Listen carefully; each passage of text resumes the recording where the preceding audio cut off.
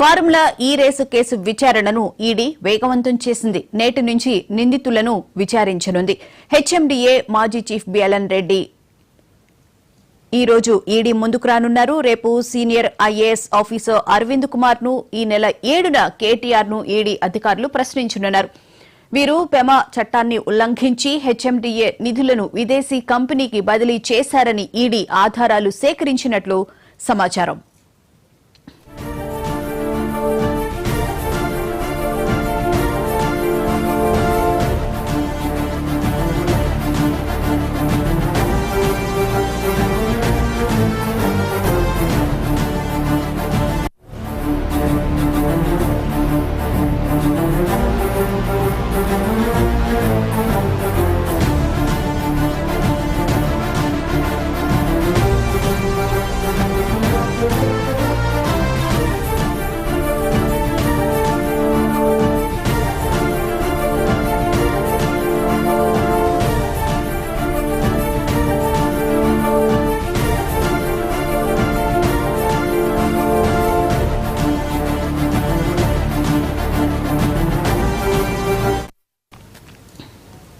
Formula ఈ race case వ్యవహారంలో ED వేగవంతం చేసింది. నేటి నుంచి నిందితులను విచారించనుంది. ఇదే అంశానికి సంబంధించిన పూర్తి వివరాలను మా ప్రతినిధి రామ్ నరేష్ లైవ్ లో అందిస్తారు. రామ్ నరేష్, చెప్పండి, ఈ రోజు హెచ్ఎండీఏ మాజీ చీఫ్ ని బిఎల్ఎన్ రెడ్డిని విచారించనున్నారు. పూర్తి వివరాలంటే రేపు ఐఏఎస్ ఆఫీసర్ అరవింద్ కుమార్ ని విచారిస్తారు అని చెప్పారంటున్నారు. డీటెయిల్స్ ఏంటి? బూనా, ఫార్ములా ఈ రేసు కేసు వ్యవహారంలో ఈడీ అయితే దూకుడు పెంచిందని చెప్పుకోవచ్చు.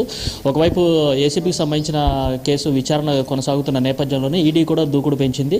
ఇప్పటికే ఈ కేసులో A1, A2, A3గా ఉన్న అందరికి కూడా నోటీసులు ఇవ్వడం జరిగింది. అయితే ఈరోజు A3గా ఉన్న బిఎల్ఎన్ రెడ్డి, అంటే ఎవరైతే హెచ్ఎండీఏ చీఫ్ మాజీ ఇంజనీర్ ఎవరైతే ఉన్నారో ఆయనకు సంబంధించేసి ఈరోజు విచారణకు రావాలని చెప్పేసి గతంలో నోటీసులు ఇచ్చారు.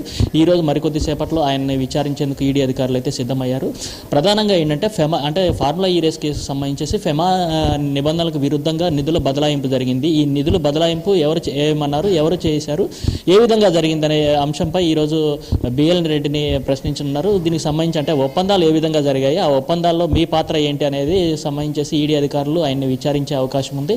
మరోవైపు ఇప్పటికే ఈడీ అధికారులు దీనికి సంబంధించేసి అంటే నిధులు ఎలా బదలాయించారు, హెచ్ఎండీఏ నిధులకు సంబంధించేసి ఎవరు బదలాయింపు చేయమన్నారనే అంశాలకు సంబంధించిన కీలక అగ్రిమెంట్లు అదేవిధంగా ఫైళ్లను స్వాధీనం చేసుకోవడం జరిగింది.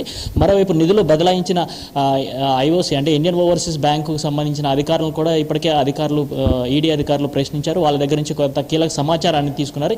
ఈ సమాచారం ఆధారంగానే ఈరోజు హెచ్ఎండీఏ మాజీ చీఫ్ ఇంజనీర్ బిఎల్ఎన్ రెడ్డిని కీలక ప్రశ్నలు అడిగి ఆయన దగ్గర నుంచి సమాధానం రాబట్టే అవకాశం ఉంది. ఆ తర్వాత రేపు ఐఏఎస్ ఆఫీసర్ అరవింద్ కుమార్ ఎవరైతే ఉన్నారో ఆయన ఈ కేసులో A2గా ఉన్నారు. ఆయనకు సంబంధించేసి రేపు విచారణ చేపట్టనున్నారు.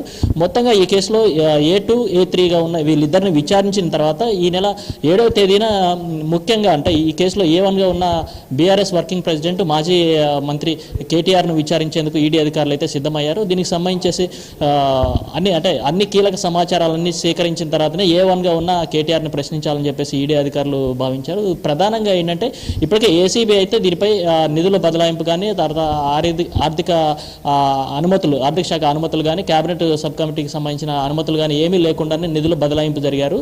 ఇది అంటే నిబంధనలకు విరుద్ధము. ఏదైతే నిధులు ఉన్నాయో హెచ్ఎండీకి సంబంధించి ఆ నిధులను ఎలా బదలాయిస్తారు అంటే అప్పట్లో ఉన్న కేబినెట్ కమిటీ ఆమోదముద్ర వేయలేదు, అదేవిధంగా ఆర్థిక శాఖ నుంచి అనుమతులు తీసుకోలేదు. ఆర్బీఐ గైడ్లైన్స్ ప్రకారం ఈ నిధుల బదలాయింపు అనేది విరుద్ధంగా అంటే దీనికి సంబంధించేసి ఏంటంటే ఏదైనా 10 కోట్ల లోపు ఉంటే అంతవరకు ఓకే, కానీ దాదాపు 55 కోట్ల రూపాయల నిధులు బదలాయింపు అంటే విదేశీ సంస్థకి ఇక్కడ నుంచి హెచ్ఎండీఏ నుంచి నిధులు ఎలా బదలాయింపు చేశారనేదే కీలక అంశంగా ఉంది. ఈ నిధుల బదలాయింపు వ్యవహారంలో ఎవరెవరికి ఎంత లబ్ధి చేకూరింది అనే అంశాన్ని కీలక ఆధారంగా చేసుకొని ఈడీ కానీ ఏసీబీ కానీ విచారణ జరుపుతుంది. అయితే ఈ కేసుకు సంబంధించి ఈడీ మాత్రం ఫెమా నిబంధనలకు విరుద్ధంగా నిధుల బదలాయింపు జరిగింది కాబట్టి దానికి సంబంధించి ఈడీ అధికారులు కీలకంగా దృష్టి పెట్టేసి అధికారులను విచారించున్నారు. ప్రధానంగా ఏంటంటే ఈ రోజు సంబంధించి బిఎల్ఎన్ రెడ్డిని ఈ నిధుల బదలాయింపులో మీ పాత్ర ఏంటి, మీరు ఆ సమయంలో అగ్రిమెంట్లో ఏమైనా సంతకాలు చేశారా, ఈ ఎఫ్ఈఓ సంస్థతో చేసుకున్న అగ్రిమెంట్లో మీరు ఏ అంశాలని దృష్టిలో పెట్టుకుని అప్పుడు మీరు అనుమతులకు సంబంధించేసి కీలకంగా వ్యవహరించారు చేశారని చెప్పేసి చెప్తున్నారు. దీనికి సంబంధించి మీ పాత్ర ఏంటని చెప్పేసి అడిగే అవకాశం ఉంది. ఆ తర్వాత రేపు కీలకంగా ఉన్న A2గా ఉన్న ఐఏఎస్ ఆఫీసర్ అరవింద్ కుమార్ని విచారించనున్నారు. అరవింద్ కుమార్ ఏంటంటే కేటీఆర్ చెప్పినందుకే నేను నిధులు బదలాయింపు చేయడం జరిగిందని చెప్పేసి అరవింద్ కుమార్ ఇప్పటికే తన స్టేట్మెంట్ ఇవ్వడం జరిగింది.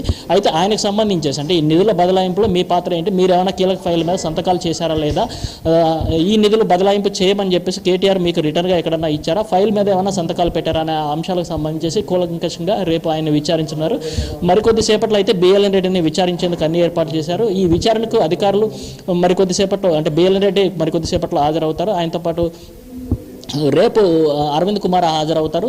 అదేవిధంగా 7వ తారీఖున ఈడీ ముందుకు కేటీఆర్ హాజరవుతారా లేదని కొంత సందిగ్ధంగా ఉంది. ఆయన నిన్న కొన్ని అంటే మీడియాతో చిట్చాట్ చేస్తూ ఆయన కొన్ని కీలక అంశాలను ప్రస్తావించడం జరిగింది. తన అడ్వకేట్లు దీనిపై నిర్ణయం తీసుకుంటారని, దానికి అనుగుణంగానే నేను ఈడీ విచారణకు హాజరవుతా అని చెప్పేసి కేటీఆర్ చెప్పిన పరిస్థితి అయితే ఉంది. భువన, అయితే న్యాయస్థానాల మీద నాకు నమ్మకం ఉంది, తప్పకుండా మా అడ్వకేట్స్ ఏదైతే చెప్తారో దాని ప్రకారమే వెళ్తానని చెప్పి కూడా రెండు వైపులా చెప్తూ ఉన్నారు కదా కేటీఆర్.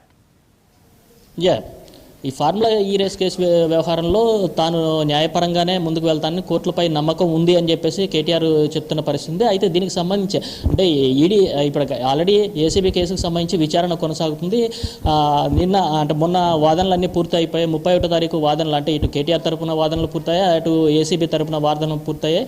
అదేవిధంగా ఎవరైతే ఈ కేసుకు సంబంధించి ఫిర్యాదుదారు ఉందో దానకిషోర్, ఆయనకు సంబంధించి కూడా స్టేట్మెంట్ రికార్డ్ చేయడం జరిగింది. ఆయన తరపున వాదనలు, అదేవిధంగా ఐఏఎస్ ఆఫీసర్ అరవింద్ కుమార్ తరపున వాదనలు కూడా మొన్న పూర్తయ్యాయి. అయితే ఈ కేసుకు సంబంధించేసి హైకోర్టు తీర్పును మాత్రం రిజర్వ్ చేసింది. అప్పటి వరకు కేటీఆర్ని అరెస్ట్ చేయొద్దని చెప్పేసి ఏసీబీ ఏదైతే క్యాష్ పిటిషన్ కొట్టేయాలని చెప్పి పిటిషన్ వేసింది, దానికి సంబంధించి విచారణ మొన్న జరిగింది. అయితే తీర్పు మాత్రం రిజర్వ్లో ఉంది, అప్పటి వరకు అరెస్ట్ చేయొద్దని చెప్పారు. అయితే ఈ కేసుకు సంబంధించేసి ఫెమా నిబంధనలను ఉల్లంఘించారు కాబట్టి ఈడీ అయితే దూకుడు పెంచింది, ఇప్పటికే నోటీసులు ఇచ్చింది. కాబట్టి ఈ రోజు బిఎల్ఎన్ రెడ్డిని, రేపు అరవింద్ కుమార్ని విచారిస్తారు. అదేవిధంగా 7వ తారీఖున కేటీఆర్ని విచారిస్తారు. అయితే ఈ కేటీఆర్ హాజరవుతారా లేదా అనే దానిపై నేను ఒక క్లారిటీ అయితే ఇచ్చారు. తన అడ్వకేట్స్ ఎవరైతే ఉన్నారో ఆ లీగల్ టీం ఇచ్చే ఒపీనియన్ ఆధారంగానే తాను విచారణకు హాజరవుతానని చెప్పేసి చెప్పడం జరిగింది. ఈ కేసుకు సంబంధించి ఇటు ఏసీబీ చేసిన ఎఫ్ఐఆర్ ఆధారంగానే ఈడీ కేసు నమోదు చేసింది. ఏసీబీ నమోదు చేసిన ఎఫ్ఐఆర్ తప్పుగా ఉంది, దీంట్లో ఎక్కడ అవినీతి జరగలేదు కాబట్టి ఈ కేసు నిలవదు అని చెప్పేసి కేటీఆర్ చెప్తున్న పరిస్థితి అయితే ఉంది. బోనా, right, thank you Ram Naresh.